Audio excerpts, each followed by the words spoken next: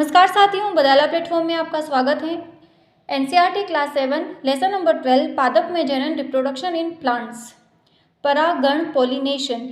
Pollination क्या होता है कि जो पोलन ग्रेन्स होते हैं, एंथर पराग कोश होते हैं और इन पराग कोश में पोलन ग्रेन्स रहते हैं। ये जो पराग कण होते हैं पोलन ग्रेन्स, उनमें एक आवरण प्रेजेंट होता है जो उन्हें सूखने से बचाता है, क्योंकि ये जो पोलन ग्रेन्स होते हैं वो हल्के होते हैं। वायु या जल के द्वारा ये एक जगह से दूसरी जगह पर जा सकते हैं। अब ये परागण किसे कहते हैं, पोलिनेशन क्या होता है। जो भी पुष्प होते हैं, फ्लावर्स, उन फ्लावर्स पर कोई इंसेक्ट या कीट वगैरह आकर के बैठते हैं, तो ये जो कीट होते हैं, इन कीटों के शरीर पर ये जो पोलन ग्रेन्स होते हैं, परागकण चिपक जाते हैं। वापस ये कीट दूसरे पुष्प पर बैठता है, तो इन कीट के शरीर पर जो पोलन ग्रेन्स चिपके रहते हैं, ये पोलन ग्रेन्स उस दूसरे फ्लावर पर छोड़ देते हैं। इन पोलन ग्रेन्स को दूसरे फ्लावर का जो स्टिग्मा होता है, जो फीमेल फ्लावर का जो पार्ट होता है स्टिग्मा, उस पर छोड़ देते हैं। तो इस प्रकार से होता है पोलिनेशन, परागण इसे कहा जाता है। पुष्प पर बैठने वाले जो कीट होते हैं उसके शरीर पर पोलन ग्रेन्स चिपक जाते हैं, परागकण। ये कीट उसी प्रकार से के किसी अन्य पुष्प पर बैठते हैं तो पुष्प के वर्तिकाग्र यानी कि जो स्टिग्मा होता है उस पर कुछ परागकण गिर जाते हैं। तो ये प्रोसेस कहलाता है पोलिनेशन, परागण। अब ये जैसे फ्लावर है, ये पंखुड़ियों का समूह कहलाता है कोरोला। ओके, इस फ्लावर को अपन ने ओपन किया, ये आपको संरचना दिखाई दे रही है। अंदर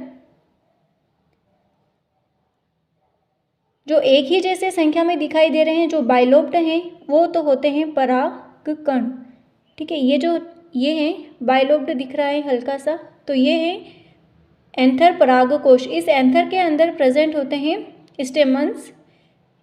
ये जो दिखाई दे रहा है ना बाइलोब्ड जो संरचना है, उसमें पोलन ग्रेन्स रहते हैं। ये जो नर वाला पार्ट होता है ना वो ज़्यादा होता है। ये देखो एक ही सार में ज़्यादा है, जबकि ये एक जो दिखाई दे रहा है आपको, ये क्या है, फीमेल फ्लावर का, फीमेल पार्ट है फ्लावर का, जिसे अपन कहते हैं, ये पूरा स्टाइल है। इसके ऊपर जो टिप पर प्रेजेंट है उसको कहते हैं वर्तिकाग्र या स्टिग्मा। तो ये जो इसके अंदर जो पोलन ग्रेन्स प्रेजेंट है, ये पोलन ग्रेन्स जब इस स्टिग्मा पर छोड़ते हैं तो उसको कहते हैं, जब इंसेक्ट कीट वगैरह छोड़ते हैं तो उसको कहा जाता है पोलिनेशन। अब ये पोलिनेशन दो प्रकार का होता है, एक तो होता है स्वपरागण और एक होता है परपरागण। तो स्वपरागण को कहा जाता है सेल्फ पोलिनेशन और परपरागण का मतलब होता है क्रॉस पोलिनेशन। अपन ने कल भी देखा था फ्लावर का जो स्ट्रक्चर था, और अभी ये फ्लावर की सहायता से भी मैंने दिखाने का प्रयास किया है। सेल्फ पोलिनेशन का मतलब यदि जो परागकण है उसी पुष्प के वर्तिकाग्र पर गिरते हैं, यानी कि ये फ्लावर का स्ट्रक्चर है, बहुत सारे उसमें प्रेजेंट होते हैं पोलन ग्रेन्स। ठीक है, परागकण, क्योंकि जो मेल पार्ट होता है वो ज़्यादा होता है फीमेल के कंपेयर में, तो बहुत सारे प्रेजेंट होंगे। और ये बाइलोब्ड स्ट्रक्चर कहलाती हैं परागकोश, जिसके अंदर प्रेजेंट होते हैं परागकण। ये परागकण इसके ऊपर एक ही पुष्प पर जाते हैं, एक ही पुष्प के स्टिग्मा पर, वर्तिकाग्र पर, तो उसको क्या कहते हैं, स्वपरागण, सेल्फ पोलिनेशन। आ रही बात समझ में। परपरागण का मतलब क्रॉस पोलिनेशन। क्रॉस का मतलब अगर परागकण यानी कि पोलन ग्रेन्स उसी पादप या दूसरे पादप के स्टिग्मा पर गिरते हैं तो उसे कहते हैं क्रॉस पोलिनेशन। जैसे कि ये एक प्लांट है, अब इस प्लांट का और ये दूसरा प्लांट है, तो इसके जो परागकण होंगे पोलन ग्रेन्स अगर दूसरे फ्लावर के स्टिग्मा पर जाते हैं तो उसको कहते हैं क्रॉस पोलिनेशन। अगर ये प्लांट है, इसके ये जो पोलन ग्रेन्स हैं इसके स्टिग्मा पर आएंगे दूसरे फ्लावर पर, तो उसको भी क्रॉस पोलिनेशन कहते हैं। उसी पादप के या दूसरे पादप के स्टिग्मा पर गिरते हैं तो उसे कहते हैं क्रॉस पोलिनेशन। ओके, तो ये अपना पोलिनेशन कंप्लीट है। अब देखते हैं फर्टिलाइजेशन, निषेचन क्या होता है। तो नर युग्मक और मादा युग्मक जो हैप्लॉइड होते हैं उनका संयुग्मन होता है जिसे युग्मनज बनता है, और युग्मनज द्विगुणित होता है जिसे कहते हैं जायगोट। ये जो जायगोट होता है वो एम्ब्रियो में विकसित होता है। ओके, तो इसे क्या कहा जाता है, फर्टिलाइजेशन, निषेचन। जैसे कि ये अंकुरित होता हुआ पोलन ग्रेन्स था, ये पराग नलिका होती हैं पोलन ट्यूब्स, और ये होती हैं एक सेल जिसे कहा जाता है अंड कोशिका।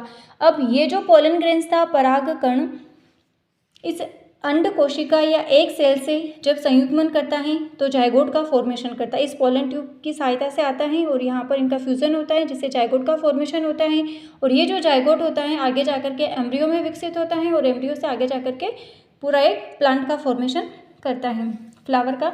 तो फल और बीज का विकास, अब ये इसको कहते हैं अपन निषेचन। ओके, फल और बीज का विकास कैसे होता है? फर्टिलाइजेशन हो गया। अब फर्टिलाइजेशन के बाद में क्या होता है कि जो अंडाशय होता है वो फल में विकसित हो जाता है, जबकि फ्लावर के अन्य भाग जो होंगे वो मुरझा करके गिर जाते हैं। अब परिपक्व हो जाने पर जो अंडाशय होता है वो फल के रूप में विकसित हो गया। और बीजांड जो होता है ओव्यूल, इस ओव्यूल से बीज का फॉर्मेशन होता है। अभी 6-7 की जो एनसीईआरटी है उसमें बहुत छोटा ही दे रखा है, बाकी आगे ओव्यूल के टाइप्स भी हैं, बीजांड के प्रकार। ऑर्थोट्रोपस क्या होता है ये बड़ी क्लास से जब आएगी तब अपन देखेंगे। तो बीजांड से बीज विकसित होता है और बीज में एक एम्ब्रियो होता है भ्रूण, जो सुरक्षात्मक बीज का आवरण उस बीजावरण के अंदर रहता है। कुछ ऐसे फ्रूट्स होते हैं जो गूदेदार रसीले होते हैं, जानते हैं अपन, आम है, सेब है, संतरा। और कुछ फल कठोर होते हैं जैसे बादाम और अखरोट वगैरह। ठीक है, तो इस प्रकार से होता है फल और बीज का विकास। तो फल का विकास कैसे होता है? जो अंडाशय होता है वो मैच्योर हो जाता है तो उससे फल का विकास होता है। एक और टॉपिक है बीज का प्रकीर्णन कैसे होता है, और उसके बाद में अपन इसके ऑब्जेक्टिव क्वेश्चंस करेंगे। Thank you for watching.